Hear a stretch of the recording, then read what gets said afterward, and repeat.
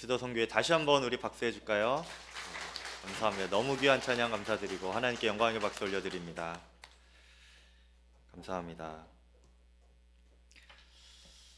지난 시간에 아브라함이 자기 생각대로 애굽으로 갔고 그곳에서 아내를 빼앗길 뻔한 그런 일을 경험했습니다. 그리고 다시 하나님께서 약속해 주신 땅, 그 가나안 땅으로 돌아왔는데요. 그 애굽 땅에서 가나안 땅으로 다시 돌아오자마자 아브라함이 맨 먼저 한 일이 있습니다. 그것이 무엇이었죠? 다시금 예배를 드리는 것이었습니다. 그가 하나님께 처음으로 제단을 쌓고 예배드렸던 그곳에서 다시금 예배를 드리게 됐는데요. 그때의 그 아브라함의 심정이 어떠했을까요? 아마도 회개하는 마음이었겠죠. 주님, 제가 이제는 주님보다 앞서지 않겠습니다. 저의 주인은 오직 주님이십니다. 이제는 제 생각대로 살지 않고 오직 주님께서 인도하시는 대로 또 주의 뜻대로 순종하며 살아가겠습니다. 이렇게 결단하는 마음으로 또 회개의 예배를 드리면서 아브라함이 다시 시작할 수가 있었습니다. 하나님은 언제나 우리에게 이렇게 다시 시작할 기회를 주십니다. 특히 우리의 허물과 또 실수와 후회되는 일들과 실패가 있었다 할지라도 하나님은 다 용납하시고 기다리시면서 우리에게 다시 시작할 기회를 주고 싶어 하시는 분이십니다. 그렇게 기회를 다시 주시는 분이십니다. 그것은 우리에게 어떤 자격이 있어서가 아니고 이미 예수님께서 우리의 모든 허물과 죄와 연약함을 다 짊어지시고 십자가에 달려 죽으셨기 때문입니다. 우리를 대신하여 모든 대가를 지불하셨기 때문에 가능한 일인 것이죠. 요한일서 1장 9절 말씀에 만일 우리가 우리 죄를 자백하면 그는 미쁘시고 의로우사 우리 죄를 사하시며 우리를 모든 불의에서 깨끗하게 하실 것입니다. 말씀하고 있습니다. 모든 불의에서 깨끗하게 하신다 말씀하셨습니다. 그래서 우리가 드리는 이 예배는 십자가의 은혜로 말미암아 우리의 과거의 죄와 허물로부터 구원하신 예수 그리스도께 감사로 드리는 그러한 예배입니다. 그리고 동시에 우리가 그 예수님을 믿는다고 하면서도 실패하고 또 죄에 넘어졌을 때에 다시금 십자가 앞으로 나와서 회개하며 드리는 그런 회개의 예배이기도 합니다.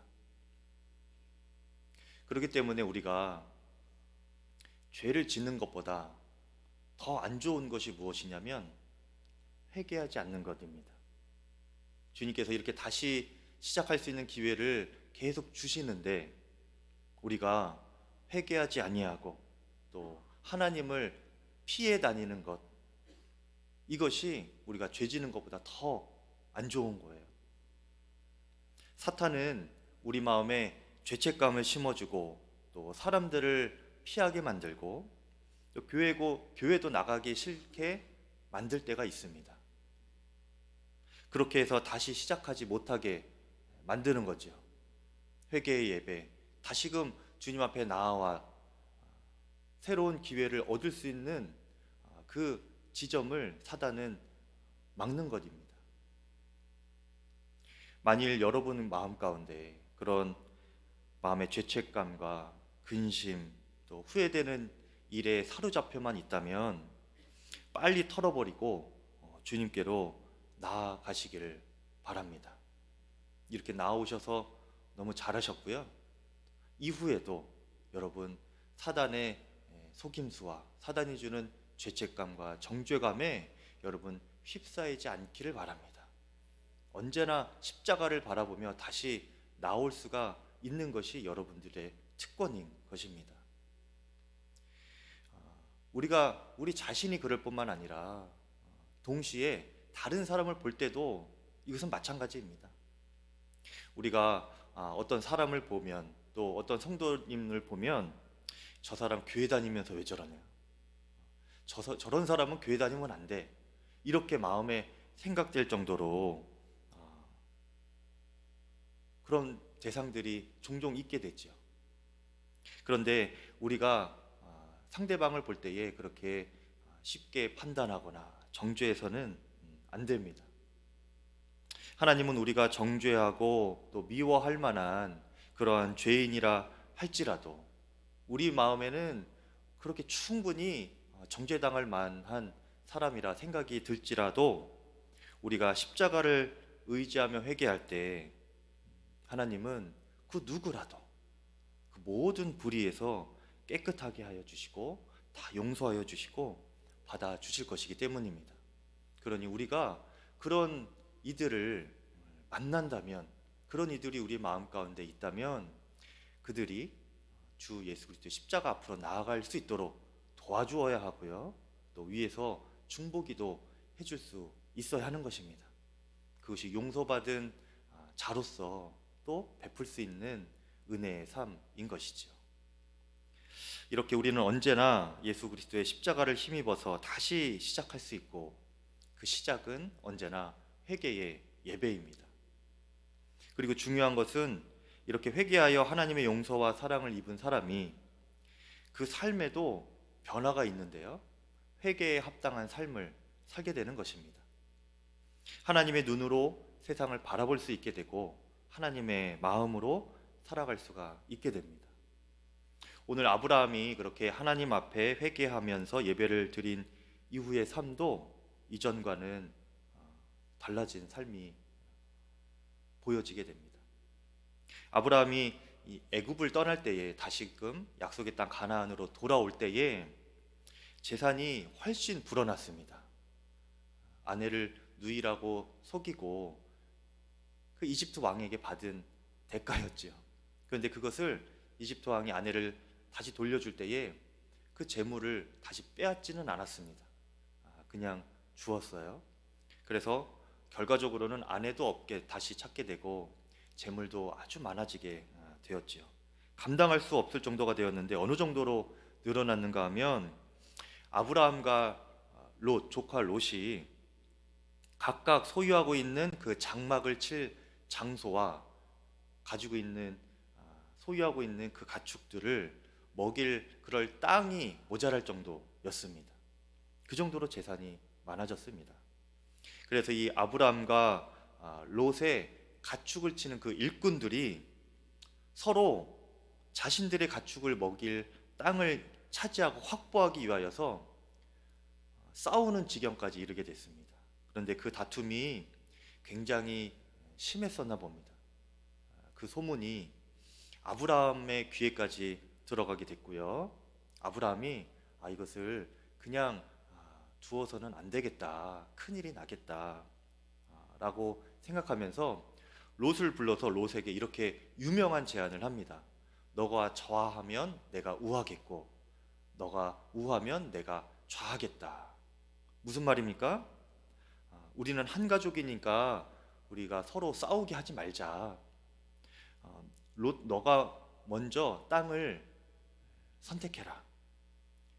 나는 너가 선택하고 남은 그 땅을 찾아서 가겠다.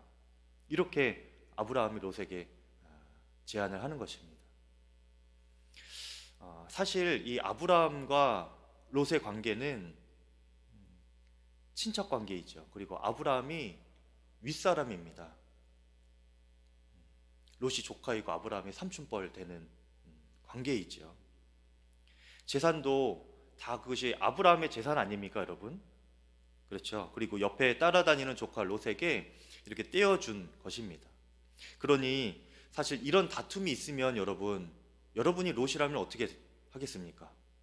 삼촌, 이런 일이 있어서 참 민망합니다. 죄송합니다. 제가 잘 처리하고 마무리할 테니까 용서해 주십시오. 그렇게 하면서 방법을 찾아가는 게 맞지요. 그렇죠? 그런데 롯이 그렇게 하지 않았습니다. 이런 모습을 보면서 인간적으로만 생각한다면 그 조카인 롯을 아브라함이 괘씸하게 여기고 또 아브라함이 윗사람이니까 권위로 누르거나 또 싸워서 얼마든지 이기고 빼앗아 갈 수 있고 마음대로 할 수 있는 그런 상황이기도 합니다. 그런데 아브라함은 그렇게 하지 않았습니다. 아브라함이라고 왜 그렇게 인간적으로 하고 싶은 마음이 없었겠습니까? 성경에는 나오지 않지만 저 같아도 그런 마음이 들 것 같아요. 여러분은 어떻습니까? 여러분은 쉽게 아브라함처럼 양보하십니까?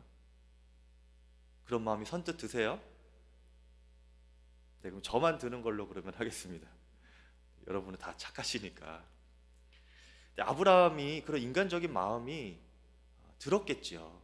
그런데 아브라함은 언제나 자신의 생각을 내려놓고 또 하나님의 뜻을 따르는 것을 훈련받았기 때문에 주님께서 주시는 마음으로 롯을 사랑으로 감싸주었고, 또 경제적인 이권이 달린 문제 가운데서는 본인이 양보할 수도 있었습니다.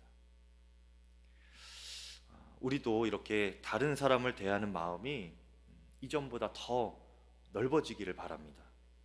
세상은 나보다 약자의 것을 더 빼앗고 내 것을 먼저 챙기는 것, 이것을 지혜라고 말하지요. 그런데 성도는 약한 자들을 더 넓은 마음으로 품어주고 사랑으로 감싸주는 사람이 성도입니다. 이익을 눈앞에 두고서는 더 가진 내가 내 것을 양보할 줄 아는 그런 넉넉함과 여유가 있는 사람, 그렇게 흘려보낼 수 있는 사람이 바로 성도입니다. 하나님께서 주시는 복이자 또 여유인 것이죠. 그런 아브라함에게 하나님께서는 약속의 말씀, 그 축복을 다시 한번 말씀해 주시고 확증시켜 주시는데요, 이번에는 처음에 말씀하셨던 것보다 더 구체적으로 말씀해 주십니다. 너가 눈을 들어서 동서남북을 바라보아라. 보이는 땅을 너와 너의 자손에게 주리라. 그것이 영원토록 이르리라. 말씀해 주셨습니다. 그리고 약속하신 자손도 땅의 티끌과 같이 많게 해주겠다, 이렇게 약속을 하셨습니다. 여러분, 아브라함은 원래 하나님의 축복의 길 가운데 있었다가 자기 마음대로 생각하고 결정하여서 그 축복의 길을 벗어날 뻔했습니다. 하마터면 그 축복을 얻지 못할 수도 있었습니다. 그렇죠? 약속의 땅을 떠나서 이집트로 갔고, 또 자손의 복을 받아야 되는데 그 통로가 되는 아내 사례를 애굽 왕에게 빼앗길 뻔했죠. 축복의 길로 잘 가다가 잠깐 벗어나게 되었습니다. 하지만 회개의 예배 이후에 또 변화된 삶을 통하여서 다시금 그가 주님 보시기에 합당하다 여겨지기에 축복의 길로 다시금 바르게 옮겨올 수 있게 된 것입니다. 이렇게 회개의 예배와 또 그의 합당한 삶은 우리 개인의 삶을 변화시킬 뿐만 아니라 우리의 성품도 변화시킬 뿐만 아니라 우리가 잘못 들어선 길에서 다시금 축복의 길로 또 바른 길로 옮겨가게 합니다. 여러분들 중에 혹시 축복의 길에서 벗어나서 세상 길로 향하고 계신 분이 계신가요? 아니면 그런 분들을 알고 계신가요? 예배 가운데 우리가 회개의 예배를 온전히 드림으로 바른 길, 또 축복의 길로 다시금 돌아올 수 있기를 간절히 축복하고 그렇게 중보할 수 있기를 바랍니다. 주님 앞에 이런 회개와 또 회복의 과정이 있는 사람과 없는 사람은 그 믿음의 여정을 앞으로 걸어가는 데 있어서 굉장히 큰 차이가 나게 됩니다. 오늘 말씀해 보면 이렇게 하나님의 복이 회복된 그 아브라함과는 다르게 매우 안타까운 사람이 있습니다. 바로 그의 조카 롯이지요. 롯은 지금까지 아브라함 곁에 있으면서 그 축복의 길을 함께 걸어갔습니다. 그리고 그 축복을 함께 누리면서 지금까지 지내왔지요. 그런데 오늘 본문에서 롯은 아브라함과 결정적으로 다른 길을 가게 되었습니다. 아브라함은 자신의 죄를 회개하여서 또 또 하나님의 뜻에 순종하여서 회개에 합당한 삶을 살게 되었지만 롯은 여전히 자신의 생각대로 살아가는 사람이었습니다. 그래서 이 아브라함이 롯에게 땅을 너가 먼저 골라라 라고 할 때 롯이 그때서라도 뉘우치고 아닙니다, 삼촌께서 먼저 고르십시오 라고 하든지, 아니면 제가 잘못했습니다, 하인들 교육을 제가 잘 시키고 화목하게 지내겠습니다 라고 하든지 해야 할 것인데, 땅을 먼저 선택하라고 하니까 기다렸다는 듯이 한번 쓱 보더니 보니까 소할 땅, 요단 동편 땅이 너무나 좋아 보이는 거예요. 성경에 보니까 18절에 그 땅이 여호와의 동산 같고 애굽 땅과 같았더라 이렇게 설명되어 있습니다. 이 말은 누가 보아도 그 땅이 좋은 땅이었다는 겁니다. 에덴 동산 같이 풍족하고 좋은 땅으로 보였다는 뜻입니다. 아마 여기 계신 분들도 이 당시로 돌아가서 그렇게 땅을 선택하라고 하면 당장 그 소할 땅을 택할 정도로 그렇게 살기 좋아 보이는 그런 땅이었던 것이지요. 그런데 그 땅은 사실 알고 보면 하나님 앞에 악을 행하는 사람들이 너무나 많이 살아가는 그러한 땅이었습니다. 바로 소돔과 고모라 땅이었고, 훗날 이 땅은 하나님의 불심판을 받아서 멸망당하는 땅이 되게 되죠. 사랑하는 성도 여러분, 오늘 정말 하나님이 주시는 복의 사람이 되려면, 또 회개에 합당한 삶으로 인하여서 우리의 삶이 정말 복된 길로 인도함 받기 원한다면 우리가 아주 깊은 교훈을 우리가 마음에 새겨야 합니다. 우리의 눈에 보기에 확실하니까, 또 두 번 생각할 필요도 없이 좋아 보이니까, 사람이 보기에 또 사람들이고 너무 또 좋은 길이고, 이런 순간이 올 때, 그것을 선택해야 할 때 여러분 조심해야 됩니다. 그냥 단순히 땅 이야기만 하는 것이 아니에요. 여러분, 어떤 땅이 좋을까, 부동산을 제가 이렇게 방법을 알려드리는 것이 아니고요, 선택의 문제입니다. 여러분, 분별의 순간에 어떻게 해야 되는지에 대해서 말씀드리는 겁니다. 기도할 필요도 없이 좋은 것처럼 보일 때에 그 길은 소돔으로 가는 길이고 또 멸망의 땅일 가능성이 많습니다. 대부분의 성도님들이 하나님께서 주시는 복을 받은 사람이 되고도 실제로 그 복을 다 누리지 못하는 이유는 그 믿음이 롯과 같은 수준에 머물러 있기 때문입니다. 여전히 자기 생각대로 하면서 자기 눈에 보이기에만 그런 좋은 곳으로, 그런 좋은 결정으로 따라가는 것이지요. 잠언 14장 5절 말씀에 어떤 길은 사람이 보기에는 바르나 필경은 사망의 길이니라 말씀하였습니다. 여러분, 오늘 이 말씀을 꼭 우리가 기억해야 됩니다. 내 눈이 보기에 확실하다, 이 길은 진짜 잘 되는 길이다, 돈 버는 길이다, 수지 맞는 길이다, 그런 순간이 올 때 여러분 덥석 선택해 버리다가는 정말 큰 낭패를 당하게 됩니다. 복 받는 길과 파멸의 길이 우리 눈에 보기에는 거꾸로 보일 때가 여러분 많이 있어요. 그것을 잘 분별하셔야 됩니다. 파멸의 길이 정말 잘 되는 길 같고, 복 받는 길이 고난의 길처럼 보일 때가 많습니다. 저는 이런 비슷한 일, 또 가벼운 훈련을 제 첫 목회지를 결정할 때, 순종할 때 경험을 하게 됐는데요.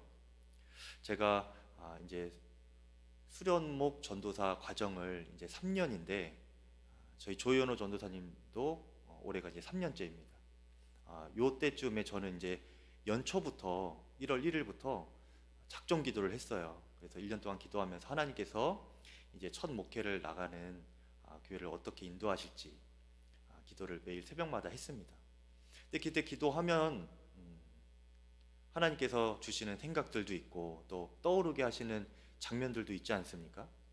그렇게 한 1년 정도 쭉 기도하다가 어느 날 갑자기 연말이 조금 안 됐을 그 시기에 교회 목사님으로부터 제안이 들어왔습니다.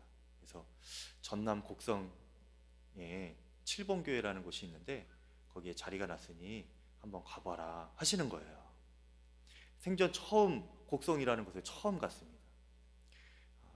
그때 성남에 있는 교회, 제가 섬기던 교회였는데 그 교회에서 3-4시간 정도 운전을 해서 아내랑 같이 그 다음날 내려갔습니다. 가서 보니까 정말 시골이더라고요. 전남 곡성군 견면 칠봉리, 그 칠봉 마을에서 유일하게 있는 교회였습니다. 80여 가구 정도 모이셨는데 그 마을의 유일한 교회였어요. 근데 굉장히 작은 교회였습니다. 그 교회를 딱 보고 이 교회를 하나님께서 왜 나에게 허락하셨을까 생각하는데, 그 교회를 이제 처음 이제 예배당에 들어가고 사택에 들어가 보기 전에 교회를 딱 둘러보니까 제가 1년 정도 기도를 했다고 그랬잖아요. 그때 언뜻 주님께서 생각나게 하셨던 그런 교회의 모습과 비슷한 것 같아요. 이렇게 좀 언덕으로 올라가고 또 교회에 첨탑 있고 이렇게 작은 예배당이고 뭐 마을 있고, 그래서 하나님께서 인도하시는 것은 맞나 보다 하고 이제 그 전임 담임 자와 이야기를 나누는데, 사실은 보시다시피 저희 교회가 굉장히 열악합니다. 그렇게 말씀하시면서 제가 가기 전에, 제가 이제 임지를 제안받고 그 칠봉교회로 내려가기 전에 저 이전에 벌써 3분 정도가 보고 가셨다는 거예요. 그 말은 무엇입니까? 제가 4번째라는 겁니다. 네, 보시고 좀 여러 가지 사정 때문에 다 못 오시고 제가 이제 가게 된 거예요. 근데 이제 이분도 다른 곳으로 임지를 옮길 기간이 굉장히 빠듯해서 제가 꼭 가야 되는 상황이었습니다. 그래서 아주 간절한 심정으로 저에게 말을 하더라고요. 이 교회 성도님들은 너무 좋습니다. 그렇게 말씀을 하시더라고요. 그래서 제가 알겠다고 하고 이제 올라오는 길에 굉장히 갈등이 되기는 했어요. 이 교회를 가는 게 맞는 것인가? 생전 처음 가보는 전남 곡성군 이 칠봉리, 이 시골 마을 안에 슈퍼 하나도 없습니다, 여러분. 5시, 6시가 지나면은 깜깜해요. 아무도 다니지 않는 그 시골 마을에 가서 이게 산다는 것, 또 목회를 한다는 것, 처음 목회인데 쉽지가 않더라고요. 그런데 주님께서 생각나게 하시는 말씀들이 있었어요. 제가 섬기던 교회 담임 목사님께서 항상 돌짝밭 사명 감당해야 된다.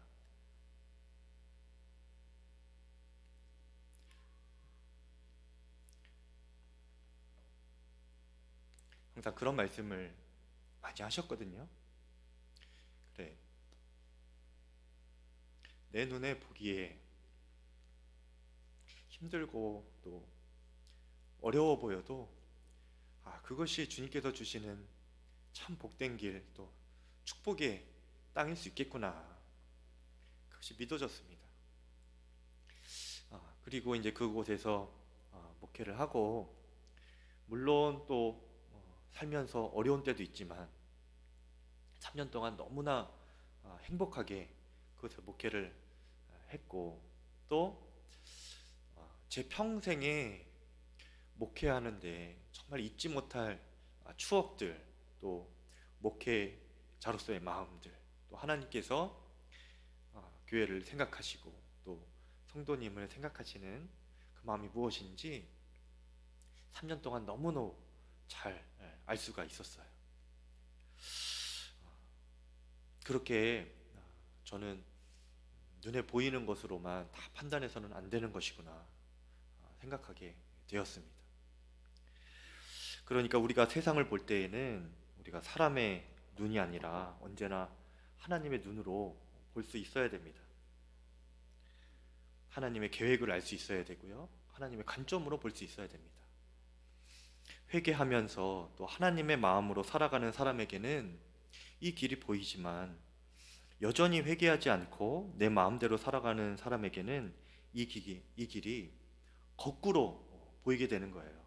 가지 말아야 될 땅에 가게 되고 정작 가야 될 땅은 가지 못하게 되는 그런 안타까운 일이 벌어지는 것이죠. 오늘 아브라함과 롯이 그렇게 걸어가고 있는 것입니다.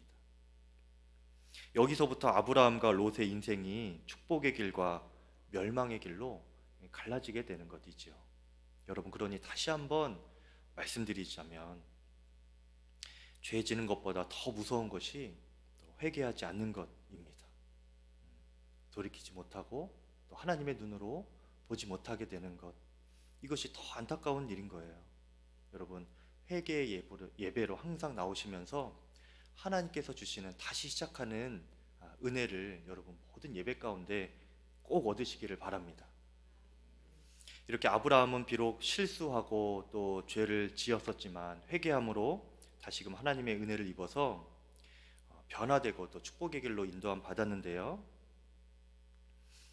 그 축복이 그냥 회복될 뿐만 아니라 더 구체화되고 현실화가 되어가는 것을 볼 수 있습니다. 여러분 기억하시나요? 하나님께서 아브라함에게 처음 약속하실 때에 내가 너에게 어떻게 할 땅으로 가라고 했죠? 보여줄 땅으로 가라 말씀하셨죠? 보여줄 땅으로. 아직 보여주진 않았고 어디로 가라고 하는지 구체적으로 주소도 알려주지 않고 그냥 보여줄 땅으로 가라 이렇게 명령하셨죠. 이때까지만 해도 이것은 너무 좀 이상적인 축복의 말씀, 약속 아닌가 할 정도입니다. 그런데 오늘 하나님께서는 아브라함에게 뭐라고 다시 한번 그 축복의 말씀을 확인시켜 주시는가 하면은 너가 사방을 둘러보아라. 보아라. 내가 너에게 보여줄 땅이 아니고요. 이제는 너가 보아라. 그리고 그 보는 곳마다 내가 너에게 주리라. 너와 너의 자손에게 영원토록 영원에 이르도록 줄 것이다. 약속을 더 구체적으로 하시는 것입니다. 보여줄 땅이 아니고 이제 보게 하시는 땅입니다. 여러분, 여러분에게 하나님께서 주신 소망과 비전이 혹시 있으신가요? 그것은 하나님과 여러분의 관계 가운데 다 다를 것입니다. 그런데 때로는 그것이 말도 안 돼. 너무 이상적인 것 아니야? 그게 정말 이루어지겠어? 하는 그런 것들을 일지라도 여러분 그게 하나님께서 여러분 기도 가운데 또 예배 가운데 주시는 확신이고 소명이고 사명이 분명하다면 여러분 그것들을 소멸시키지 마시길 바랍니다. 여러분이 이룰 수 없을 것 같다고 해서 그것이 이루어지지 않는 것이 아닙니다. 하나님의 비전은 그분께 순종하며 예배드리는 자를 통해 하나님께서 점점 더 구체화 시켜 가실 것입니다. 그리고 마침내는 하나님께서 이루실 것입니다.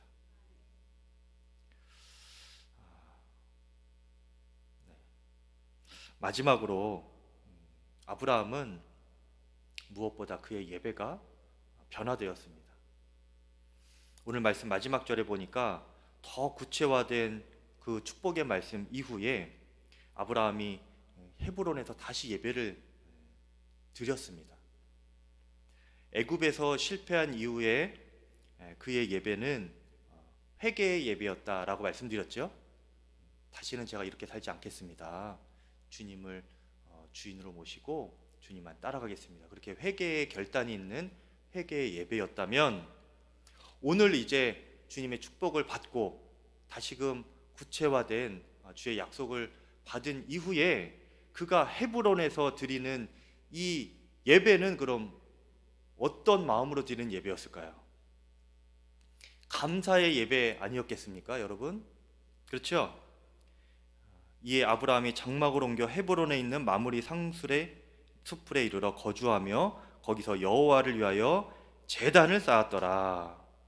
이렇게 제단 쌓고 예배 드릴 때에 아브라함이 얼마나 하나님께 감사를 올려드렸을지 상상이 됩니다. 성도님들께서 대표 기도를 하실 때 들어보면 회개의 기도를 많이들 하십니다. 한 주 동안 죄된 삶을 살다가 주님께 나왔습니다.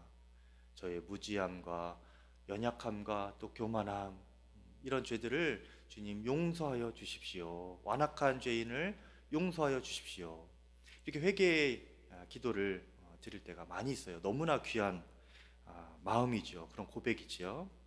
그런데 여러분, 우리의 신앙이 그 회개의 기도로만 그치면 안 됩니다. 여러분, 회개를 넘어서 감사의 예배로까지 나아가실 수 있기를 축복합니다.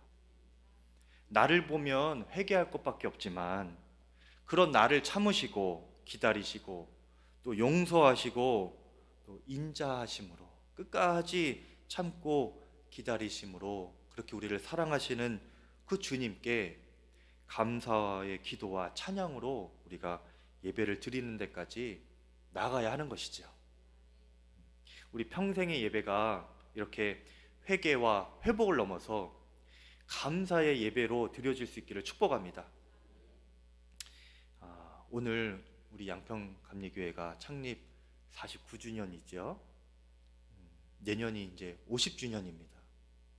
제가 이 설교를 준비하면서 마지막에 하나님께서 주신 마음이 이번 주부터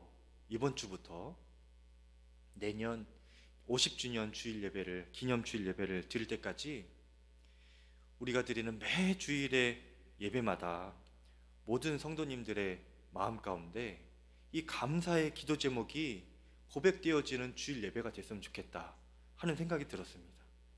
그렇게 감사의 기도 제목이 올려지고 주님께서 주시는 비전과 소망이 각자 다 있을 텐데 매주가 진행될수록, 지나면 지날수록 그 비전이 더 구체화되는 한 해가 되었으면 좋겠다 하는 마음이 들었습니다. 그렇게 되기를 축복합니다. 또한 매일 매 순간의 삶이 또한 달라지기를 바라는데요, 회개에 합당한 삶을 살아가면서 다른 사람을 대하는 태도가 달라질 수 있기를 축복합니다. 우리 자신이 하나님 앞에 온전한 성도로 서는 것은 물론이고 다른 사람을 대하는 태도를 보면 그 성도의 믿음이 간음이 되는 거예요. 내 스스로도 이것이 간음이 되는 겁니다.